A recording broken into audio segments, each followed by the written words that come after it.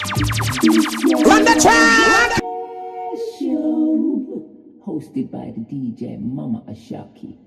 Welcome, greetings. Another edition of Dis Yah Reggae Show, hosted by DJ Mama Ashaki, live on HCEA, Hibiscus Live Community Radio.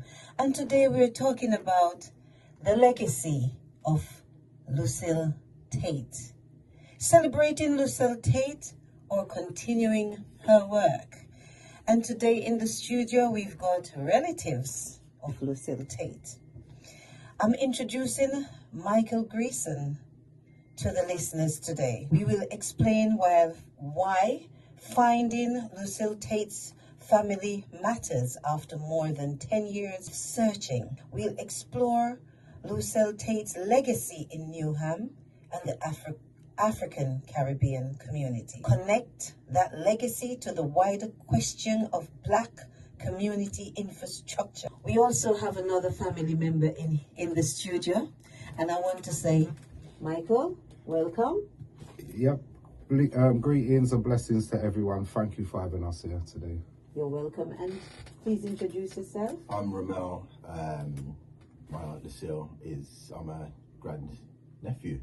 Okay, Yeah. so today we'll have welcoming all the listeners who are logged on now, and don't forget to share it with your friends and family. We're discussing very important matters. We want to explain that after more than 10 years searching for a descendant or descendants of Lucel Tate, HCEA has finally reconnected with family members. So I'm going to go straight into the questions, and we're going to start by asking, please tell us about yourself. What was your relationship to Lucel Tate? What stories did your family tell about her? When did you first become aware of the works she had undertaken in Newham?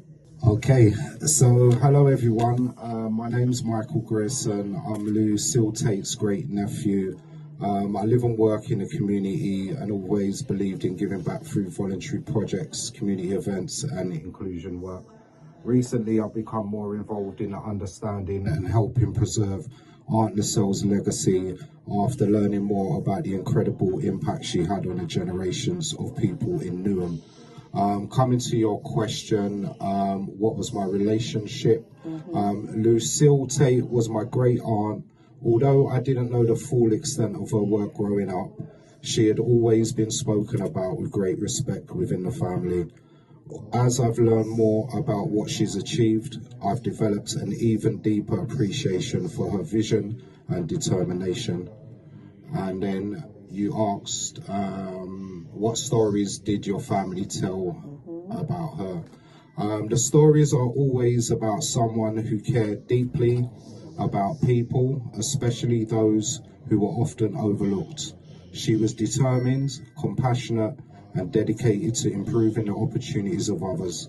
She wasn't someone who talked about making a difference. She simply just got on and did it. And I think the last question you asked, when did we first become aware of the work she had taken in Newham? I knew she was involved in a community work, but I didn't really understand fully the scale of her achievements until recently. Learning that she actually founded and opened the Hibiscus Centre in 1984 and seeing the impact it still has today on the community and the people of the area is very eye-opening. Thank you, Michael. So how did you feel when Hibiscus made contact with you, and what surprised you most? To tell the truth, I felt very honoured and emotional. It was a privilege to be contacted and learn more direct from the people who have been dedicating years to protecting the centre she founded. It's also created a sense of responsibility for myself to help ensure that her legacy is not forgotten and the centre continues to run. Okay, I'm going to repeat that again. Today, we are not just talking about one woman. We are talking about a wider question. When communities build institutions over generations, how do we ensure those institutions survive for the generations that follows? Michael, who was Lucel Tate? How was Lucel viewed within the family? What values guided her life? What do you think motivated her community work? Okay, so sorry, excuse me. Moving on to the first question, how was Lucille viewed within the family? Yes. She was viewed as a strong, caring and respected woman who always put others before herself. She represented service, dignity and community. What values guided her life? Compassion, inclusion, equality, service, empowerment. She believed communities become stronger when people support one another. And was there another question? What do you think motivated her community work? What would she have been most proud of? And what do you think people misunderstand about pioneers like Lucelle? Okay, so what do I think motivated her community work? I believe she saw the need that weren't being met and decided to do something about them. She wanted people, particularly those from the Caribbean and minority communities, to have a place where they felt welcomed, supported and valued. And the question, what would she have been most proud of? Yeah. I think she would have been proud of the people of the community rather than the building itself. Mm-hmm. The friendships, the support networks, the cultural connections and the opportunities created through the centre are what matters most. And what do I think about people misunderstanding about pioneers like Lucille? People often see the end result, but not the sacrifices. Yeah. Building something from nothing takes vision, perseverance and resilience. Many pioneers don't receive the recognition they deserve while they are alive. Okay, my next question. Celebrating Lucel Tate or continuing her work? The Council and the Heritage Lottery Fund are recognizing Lucel Tate's contribution. What does that recognition mean to you? Is it legacy? Is legacy simply about remembering someone? Or is it about continuing the work they began? What does preserving a legacy actually mean? And what would Lucelle want people to be focusing on today? Yeah, just going to your first question, what does recognition mean to me? The importance and appreciated. Recognition acknowledges her contributions to Newham's history and community development. However, recognition should also come with a commitment to protect and sustain what she has built. Yeah. Question, is a legacy simply about remembering someone? No. Remembering is only the first step.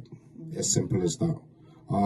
For the other question, or is it about continuing the work they began? Absolutely. A living legacy means continuing the mission, the values and the purpose that inspired the work in the first place. And what does preserving a legacy actually mean? It means ensuring that the organisation's opportunities and community spirit created by that person, Lucel Tate, continue to serve future generations. Preserving Lucille's legacy isn't about a plaque on a wall, isn't about a statue, it's about keeping her vision alive through the actions. And what would Lucille want people to be focusing on today? I believe she'd want people to focus on the unity, inclusion and the community empowerment, and ensuring that vulnerable people of the community continue to have the support and opportunities that are given here at the Hibiscus Centre. Okay, Black community infrastructure. Lucelle helped create institutions that served the community. Why do community institutions matter? What happens when communities lose organizations that have taken decades to build? And what role do community centers play beyond delivering services? Why is it important that future generations understand this history, Michael? Okay, so coming to the first question, why do community institutions matter? They provide stability, belonging, and cultural identity. They create spaces where people can connect and learn and celebrate and support one another. What happens when communities lose organizations that have taken decades to build? We lose more than just the building. We lose history, we lose trust, we lose relationships, and we lose opportunities that cannot easily be replaced. What roles do community centres play beyond delivering services? They preserve the culture, they strengthen communities, they combat isolation, they support mental well-being and create opportunities for people of all ages. Why is it important that the future generations understand this history? Because these achievements didn't just happen by accident. People like Lucel Tate worked hard to create opportunities that many now take for granted. Understanding that history helps inspire future leaders. Thank you, Michael. I'm inspired. Looking forward, what would success look like? What would you like people listening today to take away from this discussion? And what message would you leave for younger generations, Mike? So to me, what success would look like seeing the centre continue to thrive and be open, serving the community for decades and decades to come, while ensuring Lucel Tate's contribution is permanently recognised and celebrated. What would you like people listening today to take away from this? The people listening today, I would like you to take away one thing from this: that one person's vision can transform a community, and that we all have the responsibility to protect the positive legacies that we've inherited. And my message to leave the younger generations would be: don't ever underestimate the impact you can have. Get involved with the centre, the community, support one another, and remember that lasting change often begins with extraordinary people deciding to do something extraordinary, just like Lucel Tate did. And I just wanted to leave one line with you as well on that. The greatest tribute we can pay to Lucel Tate is not simply to remember her name, but to ensure that the doors she opened for the community remain open for future generations. Thank you so much, Michael. If Lucel Tate was sitting with us in the studio today, what do you think she would say to Newham, to Hibiscus, and the community she devoted her life to serving? What's your name again? Romel. Romel will speak.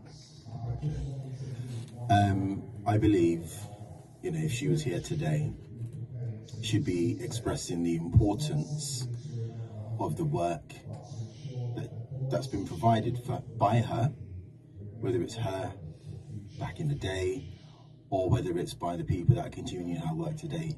She'd just be explaining why it's so important. My generation and the things that I am allowed to do and have the freedom to do are off the backs of her struggle. So, you don't know now. I don't know now what struggles I'm going to face that others are going to benefit from. And for me, he would be here today saying, keep fighting, keep pushing, keep opening those doors, and ensure that this work is not forgotten. Ensure that people understand why it's important, who it affects, and how it affects them, For me, and I can tell you now, she probably wouldn't even be in here. Yeah. She'd be out there doing the work. Yes. And I know that from my great aunt, Yeah. for an absolute fact. Yes. Thank you so much to Ramel and Michael for coming in today to Hibiscus Community Center right here on Dis Yah Reggae Show with DJ Mama Ashaki to share, Lucel Tate's legacy. We're working on holding on to the center, continuing the work that a great lady has started, and it's an honor to have you and the family come in. Any last word? Yeah, I would just like to say thank you to you as well for giving us this space to be able to speak. I would also like to say one thing. If Lucel Tate's named by Newham Council to say this is heritage, why would you not say this centre is heritage? True. It doesn't work both ways. So we are going to fight, the family's going to fight, and to all the community, we are with you as one, and you're not going to lose this centre. If we're here, we're going to fight. Thank you very much. And to all the other family members that are visiting and supporting you, Michael and Grierson, aunties and cousins that are outside, I want to say thank you to the family for the support. And a good day to you all, and blessings. And I know the struggle continues because the struggle is real. Yeah? More strength, more love. We'll wrap it up here. Thank you very much. Honor and respect. Thank you. Run the track!